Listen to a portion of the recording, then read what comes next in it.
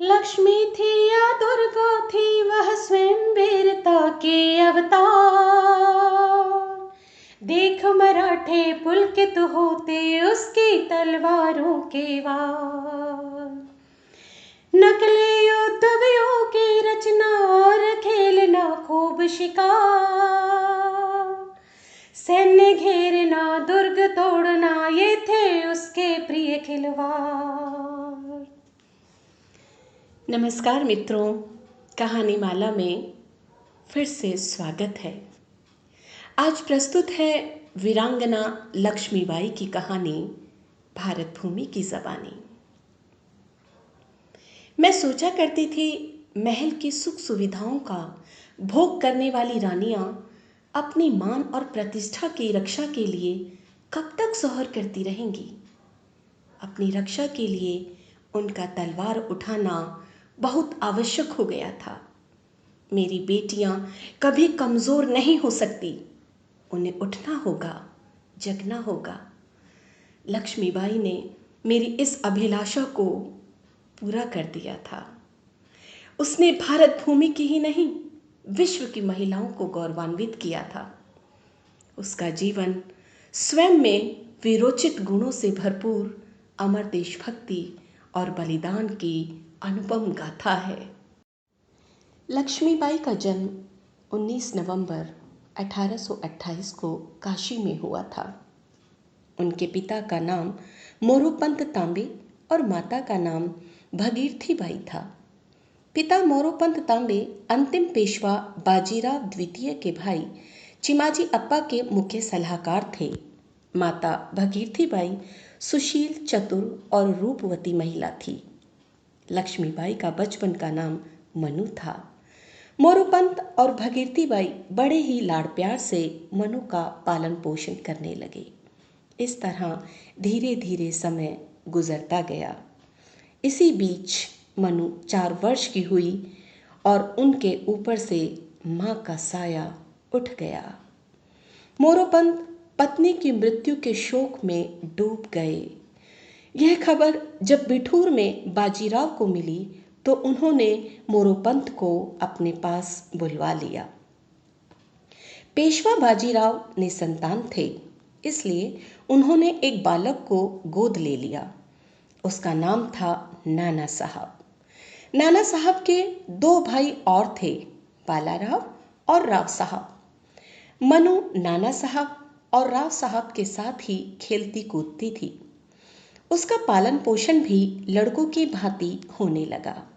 तीनों एक साथ पढ़ा करते थे।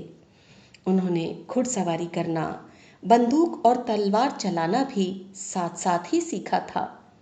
मनु इन सब कलाओं में सबसे निपुण थी। मनु को लड़कियों का साथ बहुत कम मिला था, इसलिए उसमें स्त्रियोचित गुणों के बजाय पुरुषोचित गुणों का अधिक विकास हुआ। धीरे धीरे मनु विवाह योग्य हो गई और मनु का विवाह झांसी के राजा गंगाधर राव से हो गया। अब मनु झांसी की रानी बन गई थी। लक्ष्मीबाई के विवाह को 3 वर्ष हो गए थे। समय अपनी रफ्तार से आगे बढ़ता जा रहा था। इसी बीच लक्ष्मीबाई ने एक पुत्र को जन्म दिया। पुत्र रत्न की प्राप्ति से राजा और रानी की खुशी का ठिकाना न रहा, लेकिन जल्दी ही विधाता ने उनके दामन से यह खुशी छीन ली। जन्म के 3 माह बाद ही उस पुत्र की मृत्यु हो गई। इसी शोक में राजा गंगाधर बीमार पड़ गए और उनकी हालत बिगड़ने लगी और एक दिन राजा भी इस दुनिया को अलविदा कह गए। राजा की मृत्यु से पूरे राज्य में हाहाकार मच गया। रानी पति वियोग में असह्य पीड़ा में तड़पने लगी। उसी समय मोरोपंत दामोदर राव को लेकर आ गए। उन्होंने दामोदर राव को रानी की गोद में बैठा दिया। रानी एक बार फिर से अपने कर्तव्यों के प्रति सचेत हो गई। रानी लक्ष्मीबाई ने दामोदर राव को गोद लेने की अर्जी अंग्रेज गवर्नर को भेज दी। एक दिन मेजर एलिस अपने सुरक्षा गार्डों के साथ रानी लक्ष्मीबाई के राजमहल में आया। उसने महल के दीवान से पूछा, महारानी जी हैं क्या? दीवान ने पर्दे की ओर इशारा करते हुए बताया कि वे पर्दे के पीछे विराजमान हैं। तभी मेजर ने अपनी जेब से एक पत्र निकाला और उसे पढ़ने लगा। पत्र में लिखा था, मैंने महारानी की बालक को गोद लेने की अर्जी गवर्नर जनरल के समक्ष पेश की थी, लेकिन उन्होंने अर्जी को नामंजूर कर दिया। सरकार की ओर से महारानी को 5,000 रुपए पेंशन के रूप में दिए जाएंगे। ये रुपए उनके गुजारे के लिए काफ़ी हैं। बालक को गोद लेने की अर्जी नामंजूर करने का मतलब था कि रानी का कोई उत्तराधिकारी न होना। उस अवस्था में झांसी का राज्य अंग्रेजों के हाथ में चला जाना था। पत्र में लिखी बातों को सुनकर दीवान हाय हाय करने लगा। रानी ने भी पर्दे के अंदर से ही सारी बातें सुन ली थी। उन्होंने पर्दे के पीछे से ही कहा, जब तक मेरी सांस चलेगी तब तक मैं झांसी को अपने हाथ से नहीं जाने दूंगी। गवर्नर ने मेरे साथ अन्याय किया है, मुझे उसकी पेंशन की कोई ज़रूरत नहीं है। अर्जी नामंजूर हो जाने की खबर सुनकर रानी की दासी सुंदर, जिसे रानी ने सखियों से बढ़कर स्नेह दिया था, बिलख बिलख कर रोने लगी। रानी ने उसे ढांढस बंधाते हुए कहा, विपरीत परिस्थितियों का सामना आंसुओं से नहीं तलवारों से किया जाता है। हम हार नहीं मानेंगे। अंग्रेज सरकार ने झांसी का किला खाली करने का आदेश दे दिया और रानी को किला खाली करना पड़ा। रानी ने अपने राज्य की सभी स्त्रियों को घुड़सवारी व हथियार चलाने का प्रशिक्षण दिलवाकर उन्हें विपरीत परिस्थितियों के लिए तैयार करना शुरू कर दिया। बालक दामोदर राव की उम्र उस समय 5 वर्ष की थी। रानी उसे हमेशा अपने साथ ही रखती थी। स्वाधीनता संग्राम की तैयारियां भी अब जोरों पर थी। रानी ने पर्याप्त युद्ध सामग्री का प्रबंध करने के आदेश दे दिए थे। झांसी की सेना बड़े उत्साह से इस कार्य में बढ़ चढ़कर हिस्सा ले रही थी।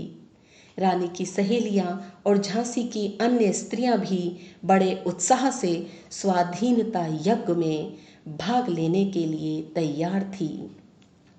रानी ने स्थान स्थान पर अपने गुप्तचर नियुक्त किए हुए थे, जिससे उन्हें अंग्रेजों की गतिविधियों के साथ साथ अपने बीच के विश्वासघातियों का भी पता चलता रहे। इन गुप्तचरों में प्रमुख थी रानी की नाटकशाला की नृत्यांगना मोतीबाई एवं जूही। धीरे धीरे रानी के समर्थकों और विश्वास पात्रों की संख्या बढ़ती जा रही थी। साथ ही अंग्रेज सरकार का शिकंजा भी कसता जा रहा था। आर्थिक रूप से उन्हें काफ़ी कमज़ोर कर दिया गया था। अपने ही धन को पाने के लिए रानी को अर्जी और जमानत देनी पड़ती थी। रानी विपरीत परिस्थितियों को देखते हुए खून के घूंट पीकर रह जाती थी, परंतु अंदर ही अंदर उनके प्रतिशोध की ज्वाला और तीव्र हो जाती थी।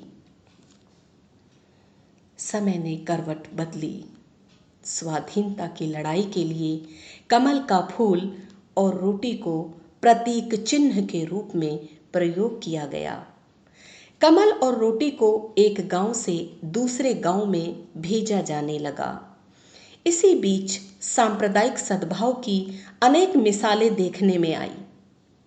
सभी का साझा लक्ष्य था स्वाधीनता हासिल करना।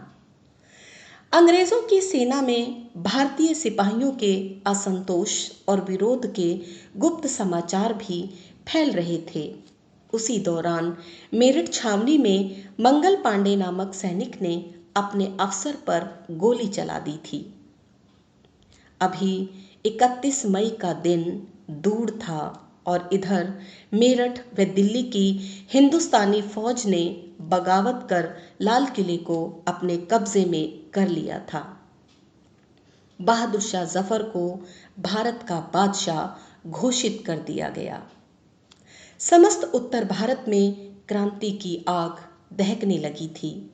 रानी ने अपने महल में लोगों का आना जाना बहुत कम कर दिया था। स्वाधीनता संग्राम दिन प्रतिदिन जोर पकड़ता जा रहा था।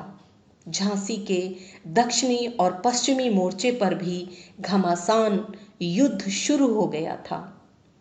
रानी की सेना में दुल्हाजू नाम का एक देशद्रोही भी था। वह छुपकर अंग्रेजों को सहायता कर रहा था। जब रानी को इसकी भनक लग गई तो उन्होंने अपने किले के फाटकों पर ताले लगवा दिए। रानी के सभी प्रिय एवं विश्वास पात्र साथी धीरे धीरे मारे जा रहे थे। सैनिकों की संख्या भी दिन पर दिन कम होती जा रही थी।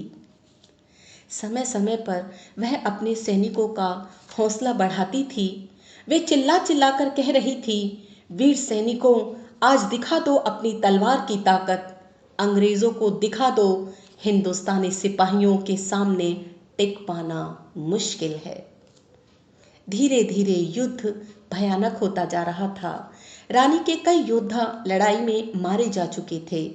यह देखकर रानी ने अपनी कुछ सहयोगियों से विचार विमर्श किया। उसके बाद उन्होंने अपने कुछ सैनिकों को साथ लिया और स्वयं रणचंडी की तरह मैदान में कूद पड़ी। पुत्र दामोदर राव को उन्होंने अपनी पीठ पर चादर से कसकर बांध लिया। रानी की टोली जब कोतवाली के पास पहुंची तो वहां भीषण युद्ध हो रहा था। अंग्रेजी सेना को चीरती हुई वे लगातार आगे बढ़ती जा रही थी। उनकी तलवार निर्दयतापूर्वक दुश्मनों को मौत के घाट उतार रही थी। लगता था जैसे रानी की तलवार रक्त पिपासा शांत ही नहीं होने जा रही थी। इस युद्ध में रानी लक्ष्मीबाई साक्षात दुर्गा लग रही थी। पेशवा के राव साहब की सेना भी रानी के साथ मिल गई। रानी ने अंग्रेजी सेना का डट कर मुकाबला किया। घमासान युद्ध आरंभ हो गया। रानी ने अपने रण कौशल से अंग्रेजी सेना के छक्के छुड़ा दिए। अगले दिन सुबह रानी ने पुनः युद्ध में जाने की तैयारी की। आज वह आर पार की लड़ाई लड़ने जा रही थी। उन्होंने अपने सरदार रामचंद्र से कहा, अगर मैं लड़ते लड़ते मृत्यु को प्राप्त हो जाऊं तो भी तुम मेरा शव दुश्मनों को मत छूने देना। रानी अपनी दोधारी तलवार निकालकर मोर्चे पर डट गई। देखते ही देखते भीषण युद्ध शुरू हो गया। दुश्मन के पैदल सैनिक रानी के पीछे लगे हुए थे। उनसे पीछा छुड़ाना रानी के लिए मुश्किल हो रहा था। तभी अचानक एक सैनिक ने उनके पेट पर वार किया। रानी के पेट से रक्त बहने लगा।